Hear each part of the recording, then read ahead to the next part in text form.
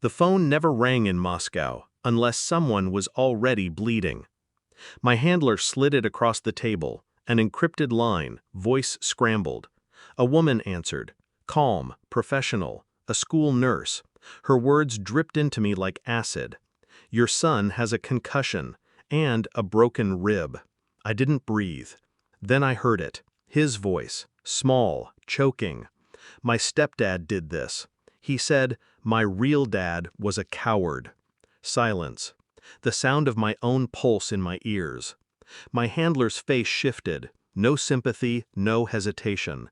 Just steel. Burn your passport. A diplomatic jet is waiting.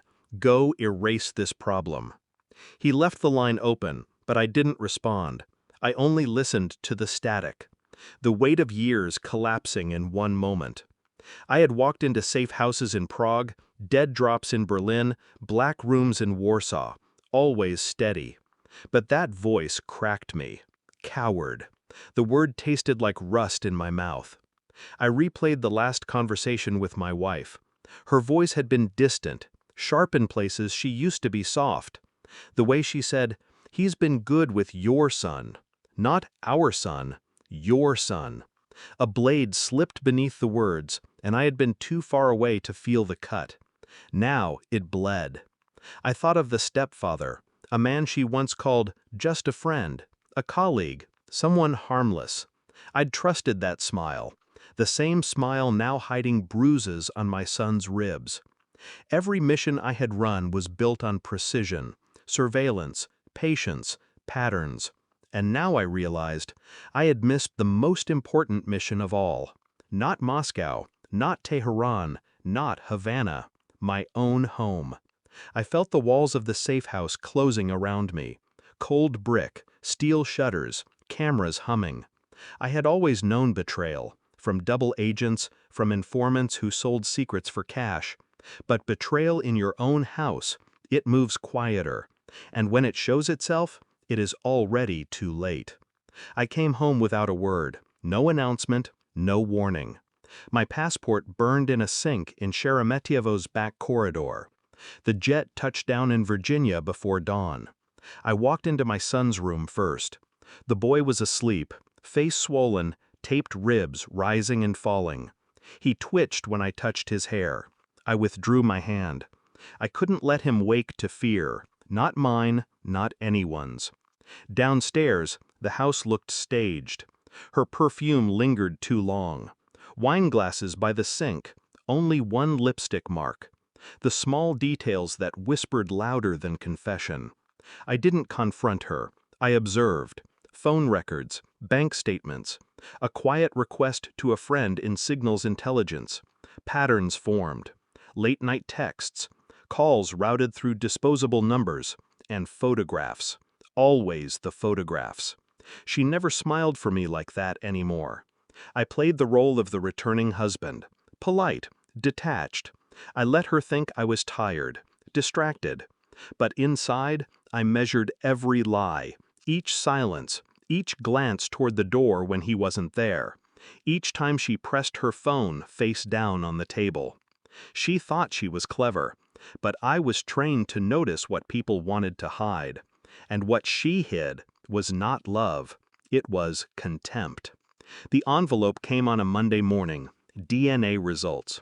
Official. Irrefutable. My son was mine. But the second test, her affair with the stepfather, that was undeniable. Hotel receipts matched the dates. GPS pings traced their movements. Together. While I was oceans away, buried in shadows, serving a country that never served me back. I didn't rage, I didn't tremble, I waited until evening. She poured wine, smiled, asked about Moscow as if it were a business trip. I slid the envelope across the table. She opened it, her lips parted. Color drained from her face. Where did you get this?" her voice broke. I didn't answer, I didn't need to. She started to cry. Apologies, excuses, fragments of words. Her hands shook so hard the glass fell, red wine bleeding across the table like an opened artery. I watched it spread, silent. I didn't shout, I didn't strike. I simply leaned forward. He called me a coward. Her eyes flickered, fear, guilt, recognition, the realization that her secret had cut deeper than she intended. I let the silence stretch until it strangled her. Then I stood. You wanted him to raise my son, teach him strength. I paused. Now he'll learn fear instead. The right kind. I left the report on the table, pages soaked in spilled wine. A scar she could never scrub away. The stepfather would know soon enough. One look from me, one quiet message delivered at his workplace, and he'd understand that shadows move closer than he ever dreamed. His fear would do the work. No fists, no weapons, just the knowledge of what I was capable of. And her? She would live with the silence, the absence, the certainty that I had seen everything. I stood over my son's bed one last time. He stirred, whispered my name in his sleep. I almost answered, but the word stayed in my throat.